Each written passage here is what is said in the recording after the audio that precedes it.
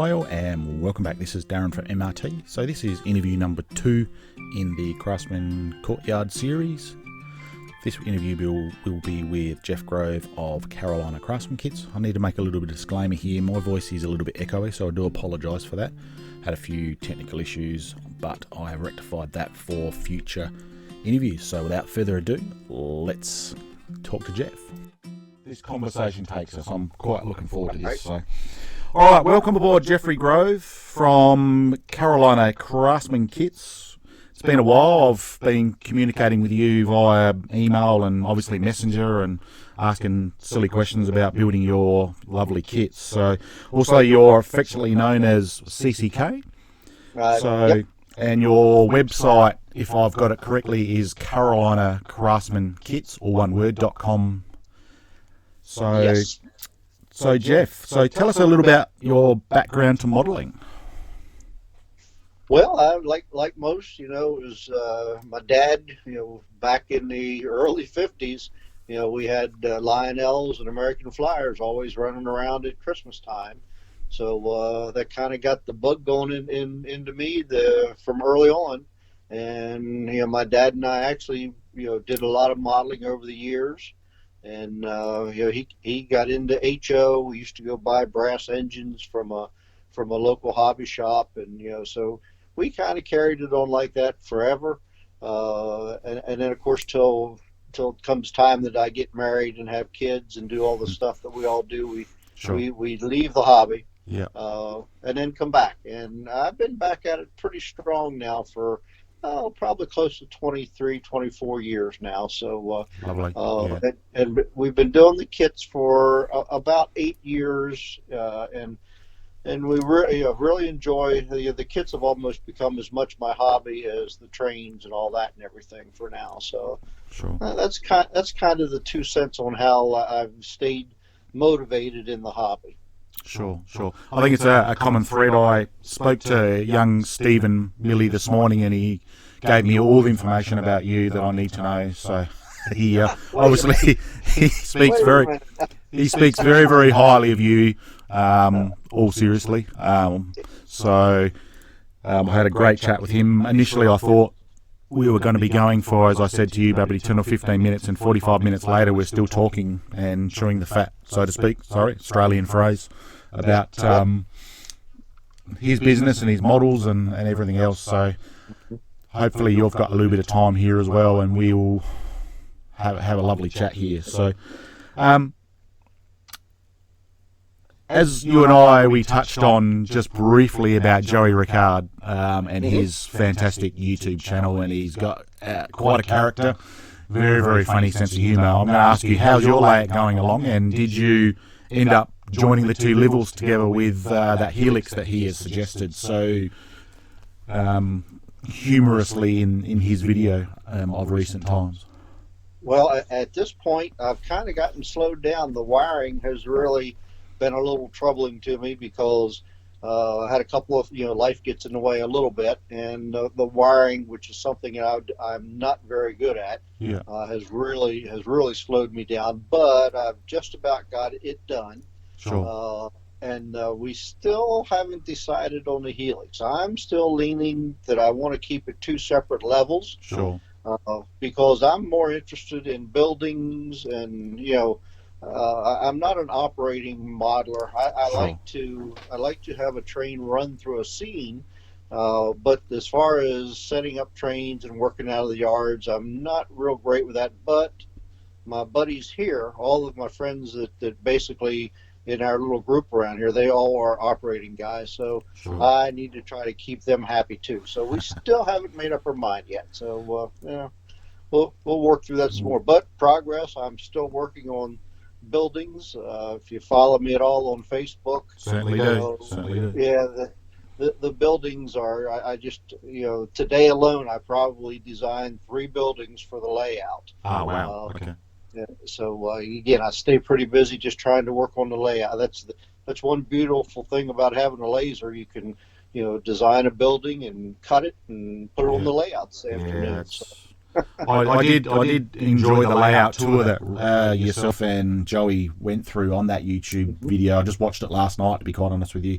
And I obviously all the little dioramas that you've built, and then just plonked them on your layout, and then in time you're meshing in all the scenery, so it looks like it was always meant to be there. So that was very, very enjoyable. So looks like a lovely little layout. In regards to the wiring, DCC is one of my things, so please, if you need a hand, one good turn deserves another, so I can help you out with that, hopefully. So I got reversers right now. I'm working on putting reversers in, and I think I've thrown 3 or 4 up against the wall, so maybe I may have to call you. Yeah, definitely. Don't worry, I've thrown them against the wall as well. They can be the most frustrating. Oh, no, I'm making headway. Every day is headway. I think I've said it in some of the other interviews, and especially with Jason, with some of the things we've done. Sure. But I try to take every Wednesday. I try not to do anything with work, the kit business. I always try to spend Wednesdays on the layout. So that's still working. I'm still making that happen. So So all things CCK, production 2011, is that correct? That's when you sort of kicked the business off? Pretty much. That was when I think our first kit was probably 2009, which I did. I think I did 2 kits in 2009, which were very small kits, really not with the thought of a laser. I did a scratch-built log dump, and I did a little retaining wall thing, just kind of to see if there was any interest at all. Plus, I needed them for what I was doing on an old diorama. Yeah, sure. And Jimmy Dignan with Railroad Kits, we all know Jimmy. Yeah. He kept pushing me you really ought to do some kits and everything. So I kind of got the itch a little bit. So that was basically it. The first year was 2009 with two very small kits. Yes. Oh, lovely. So that sort of leads beautifully in, lovely segue into sort of the next question. I think you sort of answered it to a certain degree. Is what was your sort of motivation behind getting into the Craftsman kit scene? Well, and again, like we said earlier, I've always been a model railroader, and I've always really leaned towards the structure end of it, and dioramas. As much as I've loved a layout, I've really loved building a diorama on the workbench and figuring out how to tie it into the layout and everything. And I got to know Jimmy Dignan pretty well. I was building some displays for him and just things like that. And I would call him up and say, hey, why don't you change this? It's a little bit more architecturally correct and this or that. And he would look at it or change it or not, or see if it was easier for the builders and everything else. So he was really probably my inspiration to get into the kit building stuff and everything. So shortly after doing, I probably helped him with some displays and all for a couple of years, and then I kind of started doing everything on my own. Got pretty busy pretty quick. So. Yeah. So you previously stated that you gain your structure inspiration from obviously historical structures. So talk us through how do you start a design? So how do you, I want to make a new structure. So how do you go about sort of researching it and then putting it onto the laser and then into production, I suppose? Well, for the most part, I really will see something traveling. And again, we traveled to Wilmington, North Carolina quite a bit. We lived there for a while. Excuse me. And that area is just filled with beautiful architectural Victorians and Georgian, and just really some beautiful architecture down there. Plus, it's turn of the century and early 30s, which is the era that I really am drawn to. So there alone in an afternoon, I could take pictures of probably enough building kits to never want another one. But then I'm also interested in Newport, Rhode Island, which I've done several of their buildings. And if anybody's ever just look at some pictures of Newport, Rhode Island, and you'll probably see some of the kits that we've done and everything. So again, between a couple of areas that I really have ties to, both in my life. Again, I like the architectural end of that Sure. type of design and everything. Sure. Sure. Hagerstown, Maryland is where we actually grew up, and actually came back to after we ended up not staying in North Carolina.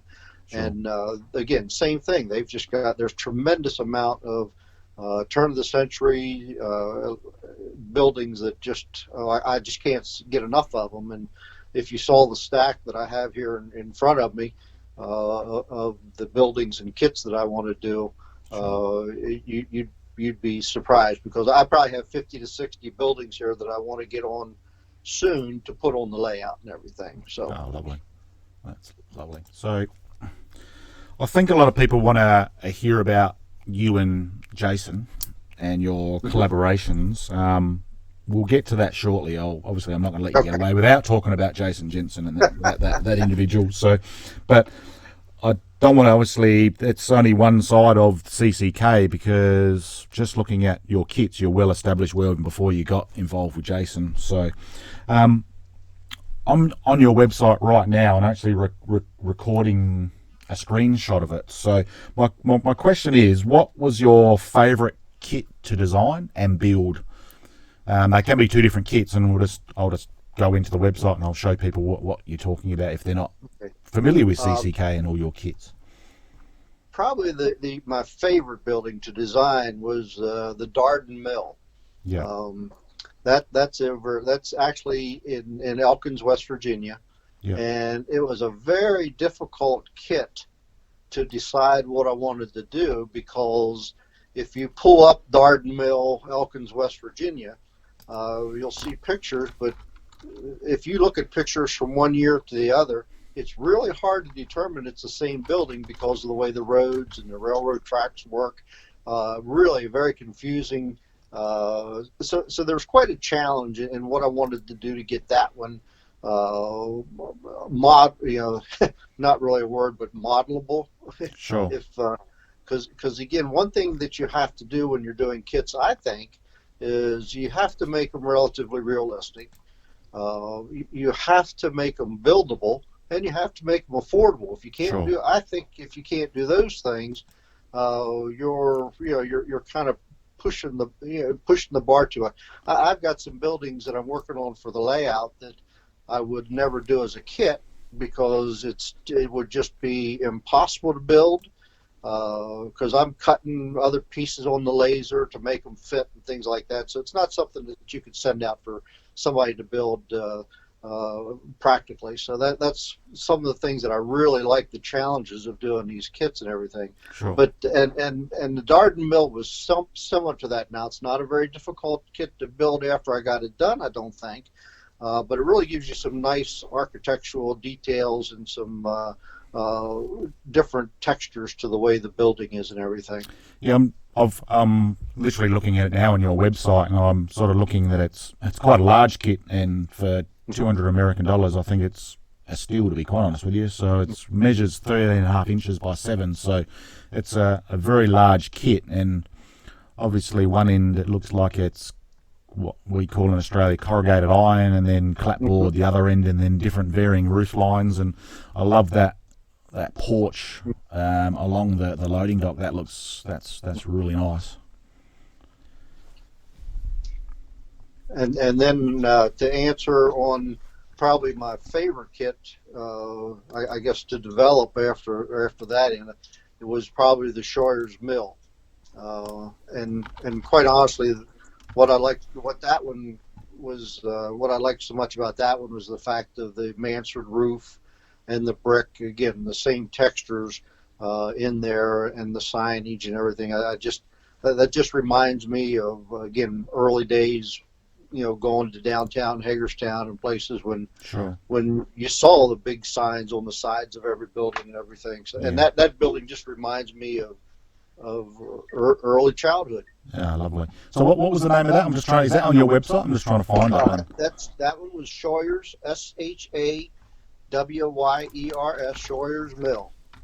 Well, I think it actually ended up, everybody will fuss me about mills all the time. Yeah, I think after yeah, I know the Wiley boys have mills and yes, shop fronts, yeah, isn't it? So yeah, but let's not talk about them Wiley boys. no, Keep them, they're a bit wild. keep them, yeah. Keep them at arm's length. That's right, absolutely. One guy runs all the time. He must be crazy, I think. So. I'll be young again. Yeah, absolutely.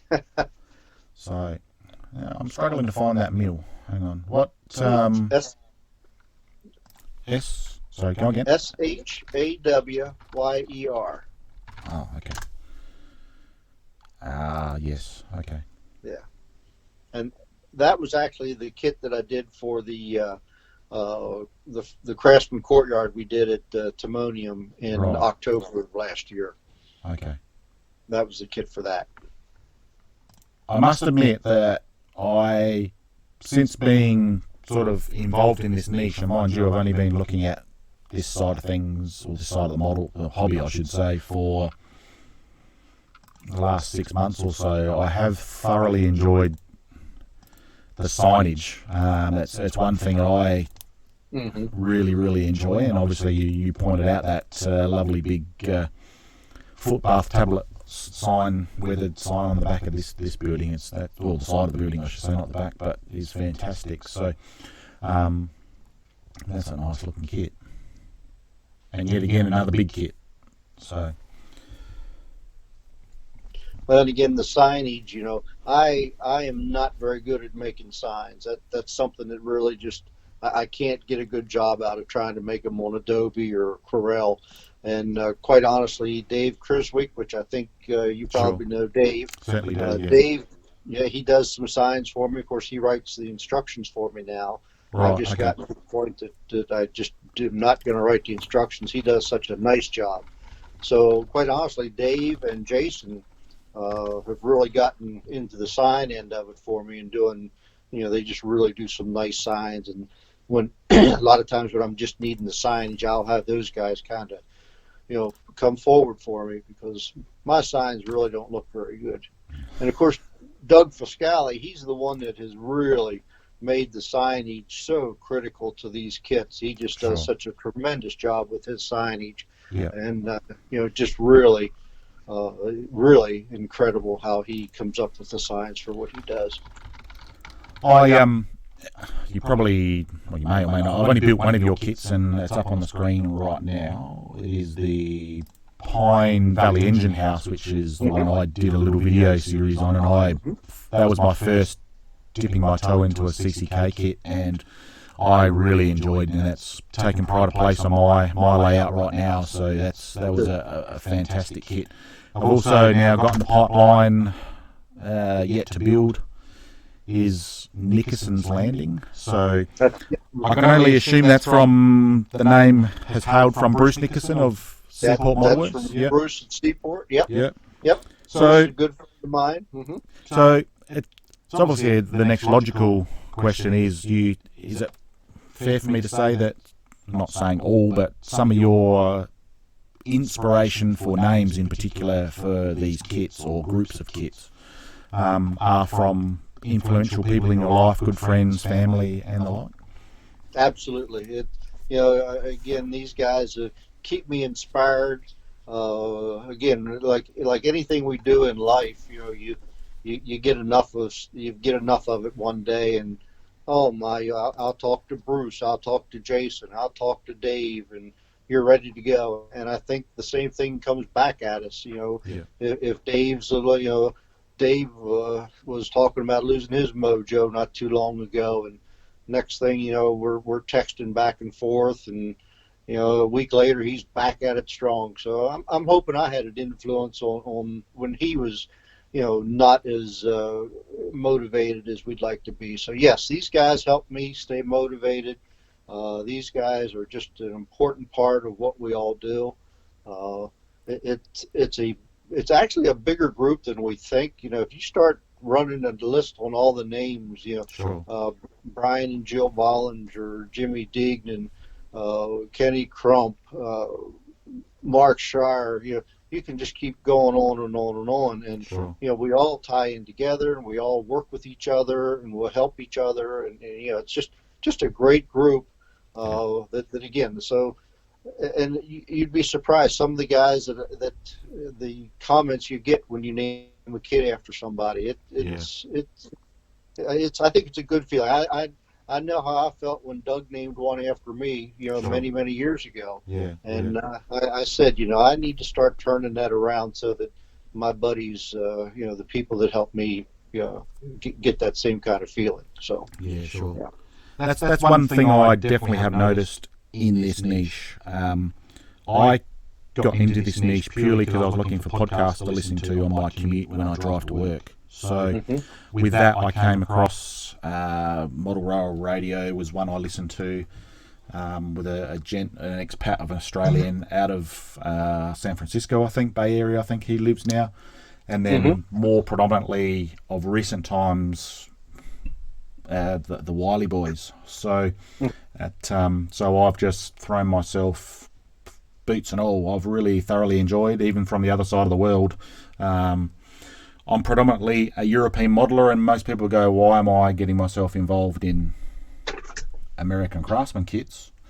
Because they're not too dissimilar to some of the models in Europe, that's sort of the areas that I'm looking at building. So, and I'm the sort of very much a very loose freelance modeler anyway, so I'll put anything on the layout that I like the look of. So I'm not modeling a specific scene or region, so to speak, but that's sort of my little background and coming into this. And the help that everyone's willing to give in this niche is I've never experienced it in 30 years of modeling. So who would have thought that I could, one of the big heavyweights, Jeff Grove from CCK, you and I be having this conversation, and you've helped me with my Pine Valley. Have you looked at doing this? And Jimmy Dignan, I did one of his fuel depots, same sort of thing.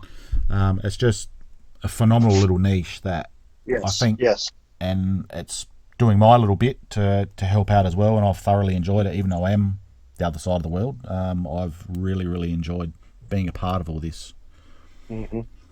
Well, we'll go back. I had a heart attack. Now it's been 5 years ago, and I no more than got home, and everything's fine and all that. But I no more than got home, and Jimmy and Doug had contacted me that if I needed things cut, I just needed to let them know. And and then 2 days later, Brian Bollinger, Jill were called. I could just go through the list. That was offering to help me cut kits for customers. They're, so again, we're not competitors. We're just a whole bunch of guys enjoying this thing and having a good time with it. So that's very noticeable from where I sit and from halfway across the pond. So it's one of the things why I'm doing what I'm doing, I suppose, to be quite honest with you. So I'm a very firm believer within this hobby. You've touched on Jimmy being a mentor to you in the early days. I've just spoken to Stephen Milley, who says you're his mentor type, and he looks up to you, and you've helped him out immensely, particularly, handing up designs so he could get into the end scale side of things from some of your designs. So I just firm believer of obviously the karma, that side of things, but it's paying it forward as well.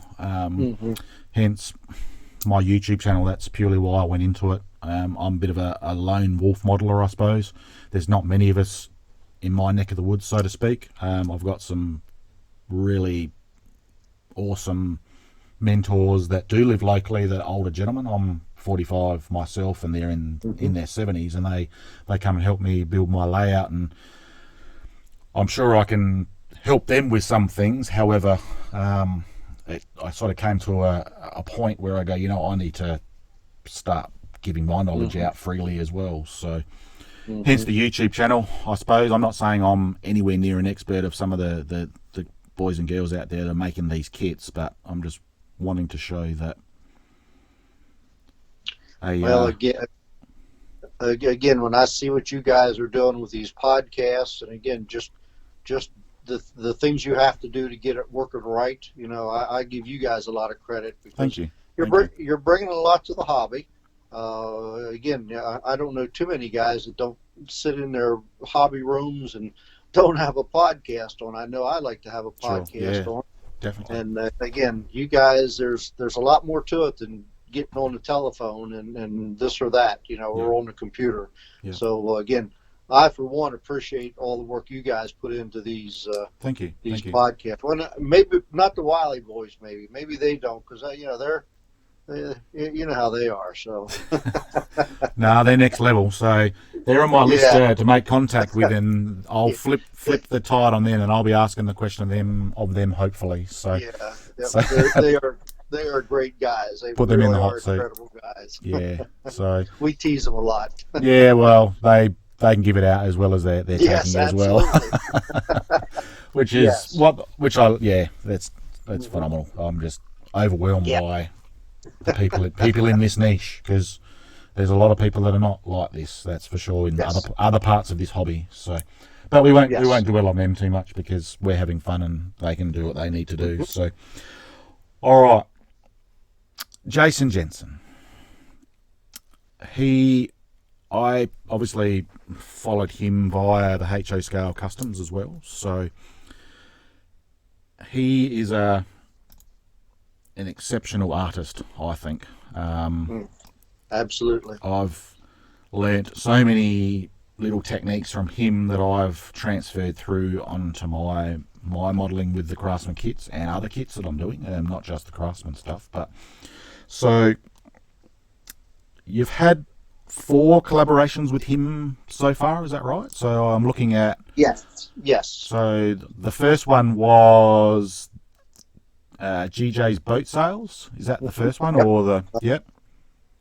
And then you've had JJ's Store. That was right after that one, yes.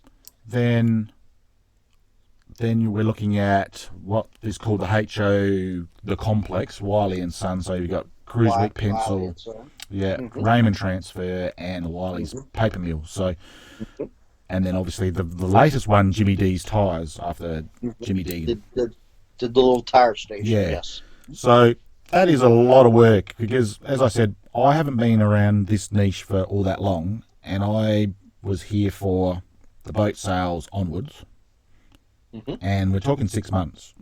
Do you sleep?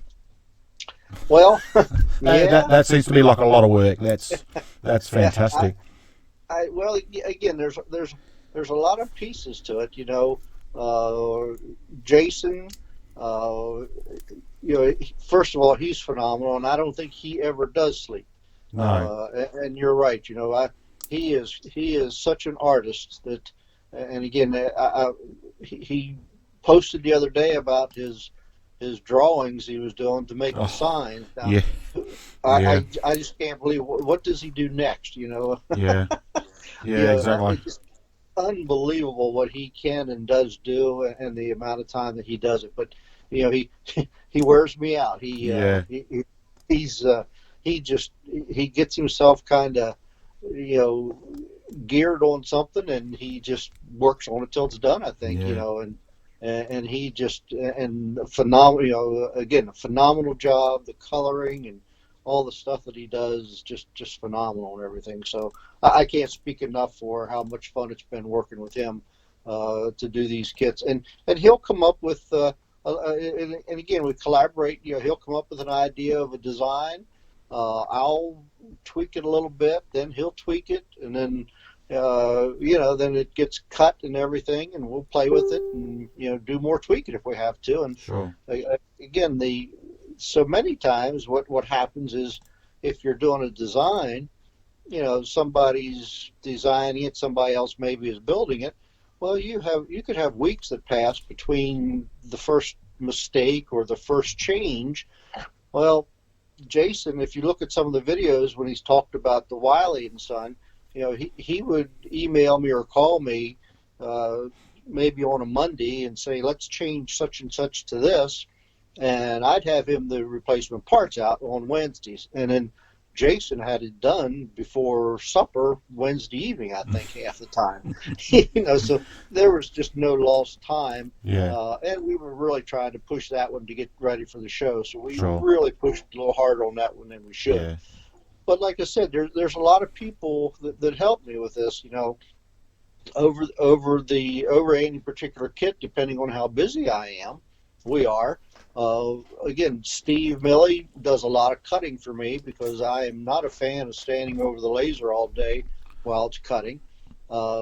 Jimmy he loves Deignan, yeah, he loves it. Jimmy Deignan cuts for me. He's cut for me. So these guys will help cut. I'll send them the work to do the cutting if I've tied up with design things or whatever, because my love is the design end of it. I just love to draw it up on the computer and then figure out how to do a corbel or figure out how to do porch trims or filigrees and things. That's what I really love doing about the thing. So that's where I really like to devote my time to. And then I get, Jason will build some of them. So then I'm not having to do test builds all the time. And then Dave Criswick ends up doing the instructions for everything for me, which I am not an instruction writer, and he is so good at it. So, I've just said, Dave, you're going to do them all for me. So he is, and he's almost like Jason. If I send him instructions on Tuesday, I probably have them the next weekend. So, there's just no downtime, basically. So yeah, it just works kind of quickly. And yes, I still do a lot of stuff. I play golf. I sit on the porch and don't do anything. But I also don't watch much television. So I'm working on kits when I'm doing stuff. I'm not sitting there watching TV anymore. No, I don't definitely watch a lot of television, particularly right now, because we all know what they're going to be talking about, and that's right. I don't want to talk about that. So absolutely. Now, I go to the basement. Yeah, exactly. So I suppose I'm looking at the Wiley and Son complex now, and I still remember you making a comment when Jason finished that up and he sent it out to you, and I think it, from memory, came in an Amazon box, and I remember thinking, I'd love to receive that in an Amazon box. So I'm looking forward to hopefully seeing this in the flesh one day, this model. So it's just beautiful. So now I suppose that leads on to what else is on your website I've just recently seen is, where are we? Your latest venture, which is the Eagle's Landing. Yes, we're working on that. We haven't made a whole lot of headway between things going on and life in general right now. We've just really gotten tied up, but and that's basically a grouping of 5 or 6 buildings that we're going to make some redesigns on and everything that'll make just make a big complex of docks that with small buildings on docks. Kind of like the old Popeyes. If you look at and quite honestly, taking as much as anything on what Jason has done on his layout. It's really, very Jason-esque. Yes, it is. It's just he just has such an eye for that stuff, and that one's been on his project. I think work has gotten in the way a little bit, his regular day job. So I think he's really been busy with that and everything. So but that's the next one. That's the next one that we're working on together with that. So that's lovely. So how long is it? How long a piece of string type scenario when that might look at coming out, or? Well, we've actually not really put a date to it yet, but we're probably. I would probably think that we can get to it by the end of. I would think probably mid-May to end May. Is probably when that one will realistically hit the market or be ready to go. Okay. All right. Yeah. So not much time really, if for something most of that the size. buildings. Yeah, most of the buildings are already designed.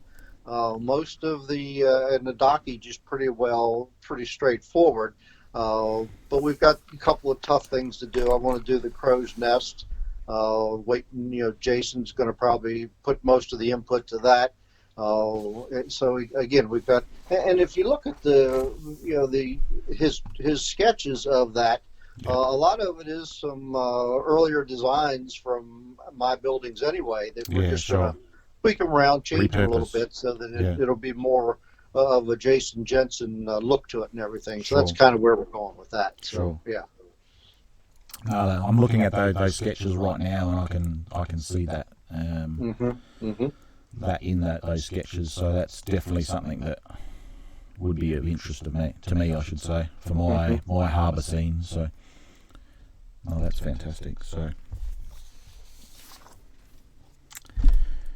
um, as I touched on before, Stephen Miley. I spoke to him just earlier, just a few Hmm. hours ago now, and he obviously speaks very, very highly of you. As a matter of fact, I don't think I've spoken to anyone that doesn't in this niche so far. Um, Jeez. I personally think you need to be commended for your work and passion you've got for this hobby, because you do, and I'm talking for the kit manufacturers as well, that do spend a lot of their time away from, I suppose, their route layouts and doing their hobby, so to speak, to make these kits for us to give us so much enjoyment. So I think you need to be commended there as well. So, and Stephen definitely touched on that, and we touched on that in the conversation I had with him not that long ago. So Well, thank you for that. Again, I'm retired, so my time is my time. So, sure, and again, I have as much passion with these models and trains and all of and the buildings as I do with even my golf.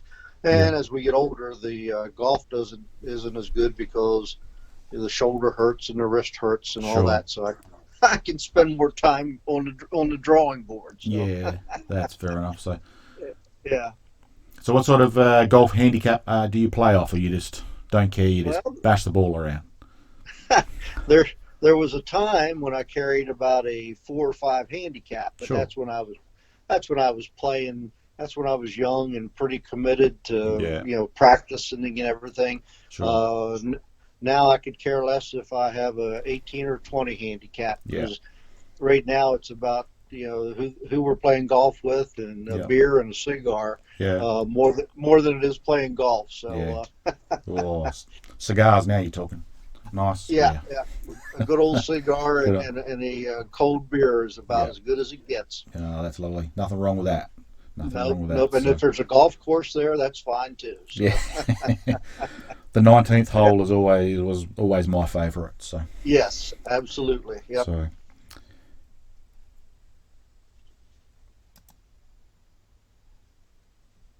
so as I said, I don't want to touch on the doom and gloom, so to speak, of what brought me to come up with this concept, I suppose, on the back of Timonium not going ahead due to the government sanctions and the like. So, Yeah. if Timonium was to go ahead, obviously it will in the future. Hmm. If the May shows go, what were you looking at release? Were you looking at releasing anything, or Eagles Landing you had earmarked for that, or Well, we probably figured we couldn't because see, Timonium was early May, sure, so we probably figured that wouldn't happen that quickly. With everything going on and everything, and of course this thing hit with like what it did. yeah, So we've kind of not said there's anything. Again, no real date for the Eagles Landing, but I've got an O scale kit that I'm working on that's going to be probably a hat shop that's got pretty detailed storefront and all to it. That would have been the kit that I would have probably announced at Timonium sure, in May. sure, Uh, and then there's a couple of the smaller ones. The gas station that Jason and I did we did that one both in HO and O. That one was destined to be a big thing at the May Timonium show. That would have probably been the biggest one that I wanted to try to have finished for there and everything. So that was probably it. Because quite honestly, I have been very busy still trying to get caught up from the Springfield show with orders and everything. oh, of So course, yes, yeah, but we finally have gotten pretty well, caught up with that and everything. So that kind of opened up that I could get into some of these new designs. Sure. And like I said, so many that are for the layout that I really have no intentions of doing a kit of, which some days someday I'll just say, hey, let's draw this one up as a kit and put it out there, depending on how busy I am and everything. So Sure. So we've been going nearly 40 minutes now. So as I said, our 10 to 15 minute chat, I think I was being a little bit unrealistic about that, but it's been fantastic. I've enjoyed it. Yeah. So You'll have to take a lot of junk out of that, though. No, I think I'm just going to end up having different parts to it, I think. So there might be a few different shows, I think, which featuring a kit designer or a kit manufacturer, I think. So there's too much good stuff in both of them that I've done so far. I don't think I want to cut anything out. So maybe my ums and ahs, but that might be it. So Yes, yeah. So sorry, go on. Let me jump right back to the timonium again. We're surely hoping that we're back on track in October, which will certainly do the big Craftsman courtyard there. So we're really going to try to put a lot to that. Then of course we hope that the Springfield show in February of 21 is going to be a little bit bigger too. So we just got to say, with everything going on, we'll make those things so nice that you'll have to be there. Nah, that's right. At this point in time, if travel restrictions have been lifted, me and my family will be in the United States in October. I'll have to see whether things change and we can actually get up to timonium or something like that. But so we're mainly over on the West Coast and Florida, but watch this space, I think. So see how that goes. Well, just keep us in the loop, and we'll do what we can to get you there, and whatever we can do to help. Yeah, that's fantastic. That would be that'd be a lot of fun. A lot of fun to do that. So as I pointed out, Jeff, I thoroughly enjoyed chatting with you today. I've never, this is the first time you and I have ever chatted, and it's just like old mates catching up. Coining an Australian phrase. So you're definitely a pioneer, and I don't use that term lightly within this. Thank you. And an inspirational man within the hobby in general, not just this niche. I'm nothing but a mere beginner within this niche, and I'm sucking up all the information and knowledge that I can to pass on to other people through my videos. Your name is coming up very, very regularly, obviously, within this niche, and for obvious reasons. You're willing to help anyone that's willing to ask a question of you. So hence why this is me highlighting you and your business a little bit, is me trying to give back to what you've already given me. So yet again, I thank you for that. And I look forward to making many more of your kits. As I said, I've got Nickerson's in the pipeline, and I'm just waiting for the Australian dollar to stop crashing and go up a little bit before to do that. So and then I'll be getting. Sorry. Make sure you let me know how your list of what you're looking at next goes and everything, so I can make sure I have it available for you. Yeah, that'd be great. So, as I said, it's been a pleasure having a yarn or a chat. Sorry, I keep putting these Australian phrases in. I probably need to learn the American equivalent. So. I appreciate the call. I appreciate what you're doing for the hobby. Thank you. And I appreciate what you do for your day job. Thank you. Again, it's a tough world out there, and thank you for what you do. Thank you very kindly, sir. Thank you. Yeah. So I think, is there anything more you wanted to say formally on the recording? No, I think we probably covered enough tonight. And like you said, I'm available. Anytime. Call me. Let me know. Email me. You know that you get another subject coming up, or when Jason gets something going. Sure. We did. You probably remember we did. Jason and I together did the one with Brett and Todd. You did, yes. I think that was almost 2 hours long that evening, but it was a fun. It was a fun evening. Yeah, it was. It was a fun. As I said. Initially, I said I wanted to keep these 10 or 15 minutes. I think I was kidding myself. But to go into individual kits and all that, yes, we could probably go half a day. Yeah. But I just wanted a brief overview of what you're doing. And where we're going. And so, yet again, Jeff, thank you very much for your time, and I'll cancel the recording. So we will talk to you soon, and thank you so much. Good. Thank you very much, Jeff. Make sure you subscribe, click that little bell icon to be notified of upcoming videos. Support us on Patreon, like us on Facebook and Instagram at Model Railroad.